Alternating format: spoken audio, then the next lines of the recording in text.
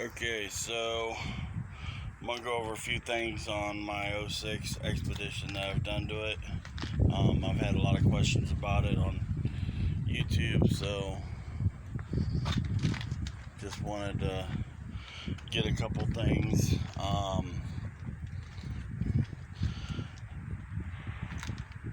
I did go with the slotted and drilled rotors front and back with brake pads.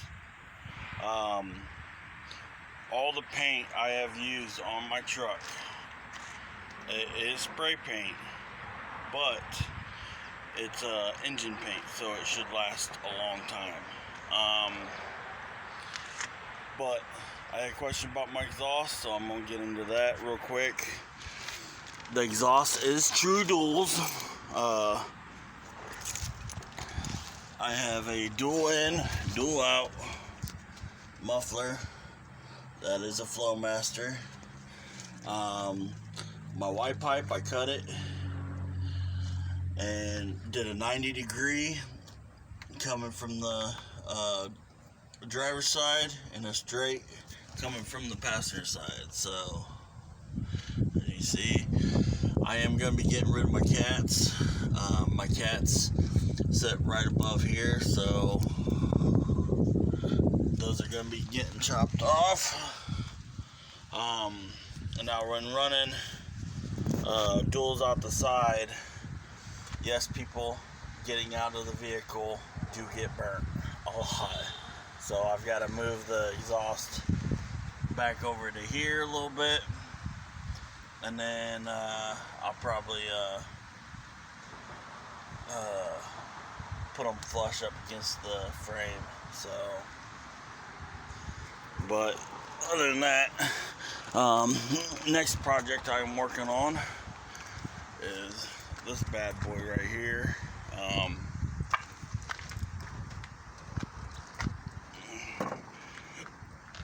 All the dust is aluminum shavings because the hood is aluminum, so easy to cut in too. Hood scoop is off of a 1970 Mach 1. I've got to still bolt the back of it down, that's why it's lifted up a little bit in the back. But it is going to be fully functional. It is functional right now, but as you see, I had a lot of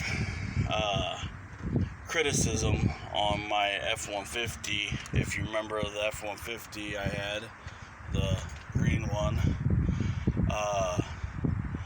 I had an aftermarket steel hood on it, and I had made it fully functional.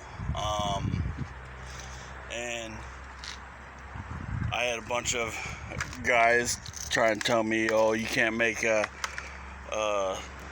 hood like that fully functional because it had the ports right here that weren't cut out, but I cut them out and I did my own tubing and everything and made my own box to run over into the airbox.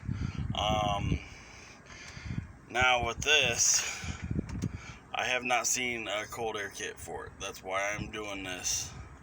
It runs way too hot in the summer. So what I'm doing is show you the parts I got over here. First off, register stuff got from Lowe's. Used self-tapping screws. I am going to seal everything off around it, except for the two bottom corners, so water, if it does start raining and I'm driving in it, water will just leak out. But I do have a register vent under here. It's a little bit hillbilly rigged, but it works. I've done it before, got great results out of it. The hole is a 2.5 inch. I'll show you what you need to get to do that. The hood is aluminum, so it was really easy to cut through. I got it set up to where it'll set right above this tube. What I'm doing is this is a 2.5 inch by 2.5 inch outer diameter. So this will sit right in here. I'm gonna seal it around it. I'll show you what I'm gonna use to seal it. And then I am going to be cutting a hole in, probably right here, to bring in cold air. With cold air kits, I see a lot of people with cold air kits, and you're spending anywhere from $40 to a couple hundred, a few hundred on a cold air kit, whether it be K&N or whatever. If it's sitting right here, if the filter's sitting right here, it has no point in being on your vehicle, because it's not pulling in cold air, it's just pulling in hot engine air. With the setup I'm doing, it will be bringing in cold air, and with this one, mass airflow sensors right here, filters right here. So the water, I will be drilling a couple holes in the bottom of this down here, so water can come out of it, and that'll be that. There's no point in having a cold air kit if it's not sucking in cold air. You're gonna need a 2.5 inch drill bit for metal. You can get them at Lowe's. And this is exhaust flex pipe.